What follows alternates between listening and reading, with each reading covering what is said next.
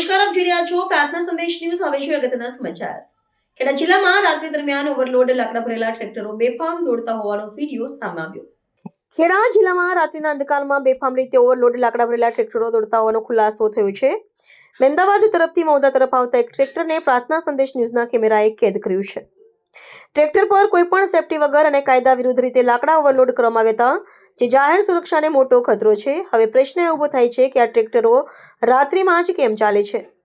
શું આ ચાલ પર તંત્રની નજર નથી કે પછી કોઈના આશીર્વાદથી આ ગેરકાયદેસર હવેલી ધમાલ મચાવી રહી છે? સ્થાનિકોમાં ચર્ચા છે કે જો આ લાકડું કાયદેસર હોય તો તેને ખુલ્લામ દિવસ દરમિયાન લઈ જવાય, પણ રાત્રિના સમયે આટલો જોખમી ઓવરલોડ સીધો સવાલ તંત્રની કામગીરી પર. પ્રાર્થના સંદેશ ન્યૂઝ આ મુદ્દે નજર રાખશે અને આગળની કામગીરીની માહિતી પહોંચાડતું રહેશે. રિપોર્ટર જયદીપ કટારિયા. ન્યૂઝની તમામ લેટેસ્ટ અપડેટ્સ માટે ચેનલને હમણાં જ લાઈક, શેર અને સબસ્ક્રાઇબ કરો.